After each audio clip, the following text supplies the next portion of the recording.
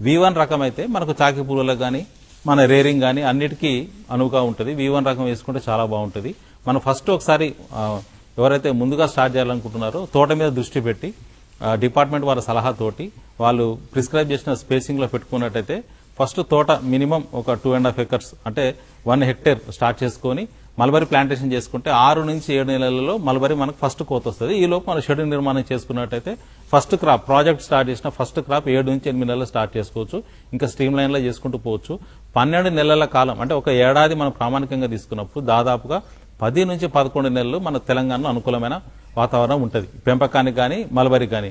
కేవలం ఏమైనా కానీ వేసవి కాలంలో వచ్చే వేడి వడగాల్పులం రోజులు అంటే దాదాపు ఒక 20 నుంచి 25 days కంటే ఎక్కువ ఉండదు. అప్పుడు తప్పించే మిగతా ఎప్పుడైనా అనుకూలంగానే ఉంటుంది.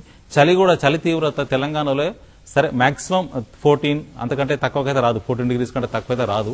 ఎక్కడో కొంత నిర్మల్ ఆదిలాబాద్ ఆ ప్రాంతంలో వస్తుంది కానీ మన దగ్గర అయితే ఈ మధ్య భాగంలో కానీ సదరన్ తెలంగాణలో కానీ 14-15 కంటే తక్కువైతే రాదు. అది అనుకూలమైన వాతావరణం ఉంటుంది.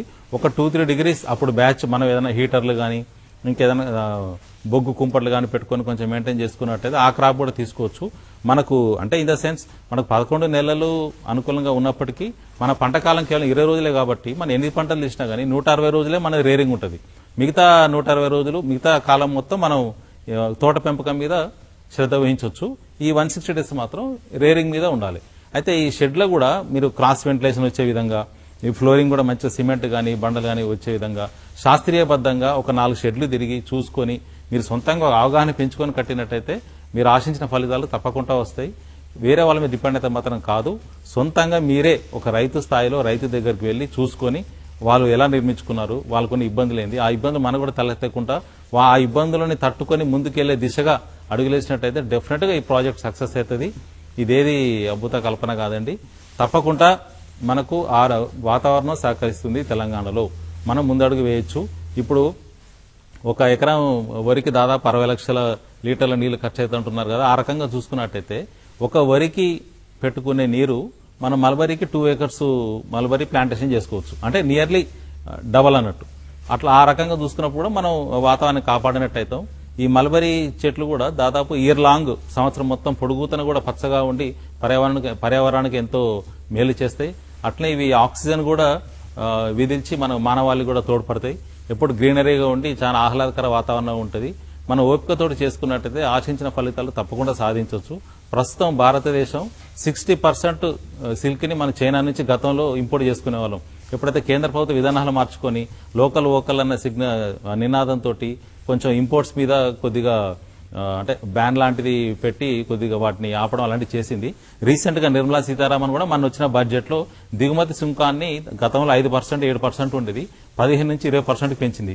దానివల్ల కూడా మనకు దిగుమతి అయ్యే అవకాశం లేదు. కాబట్టి మన దగ్గర వాడే సిల్క్ మనమే ఉత్పత్తి చేసుకోవచ్చు. అంటే సిల్క్ మార్కెట్ నేను చెప్పదలుచుకునేది అంటే సిల్క్ మార్కెట్ చాలా వైడ్ గా ఉన్నది. ఇక్కడ మనకు చాలా స్కోప్ ఉంది అన్నట్టు. మన సొంతంగా దేశీయంగా వాడుకునే సిల్కే మనం ఉత్పత్తి చేసుకోవచ్చు. ఇప్పుడు ఇక్కడ మన తెలంగాణ మన తెలుగు రాష్ట్రాలు చూసుకున్నప్పటికీ చాలా సిల్క్ బ్రాండ్స్ ఉన్నాయి. ఇక్కడ గద్వాల గాని వెంకటగిరి గాని పోచంపల్లి గాని ఇక్కడ చాలా ప్రాంతాల నుంచి మనం విశిష్టమైన బ్రాండెడ్ సిల్క్ ను ఉత్పత్తి చేస్తున్నాం. అంటే మైసూర్ సిల్క్ కర్ణాటక కాకుండా కూడా ఇంకా మీరు అలా చూసుకుంటూ పోతే వారణాసిలో బెనారస్ సిల్క్ గాని మొత్తం భారతదేశంలో 62 రకాల సిల్క్స్ ఉన్నాయి. సో మనం సిల్క్ పేటెంట్ ఓన్ చేసుకున్నాం కాబట్టి ప్రపంచానికే మనం సిల్క్ వస్త్రాలు అందిస్తున్నాం కాబట్టి ఆ సిల్క్ వస్త్రాలు కావాల్సిన ముడి సరుకు మన దగ్గరనే ఉత్పత్తి చేసినట్టయితే మనం ఎంతో దాదాపు 1,50,000 కోట్ల విదేశీ మారక ద్రవ్యాన్ని కూడా మనం సేవ్ చేసుకోవచ్చు.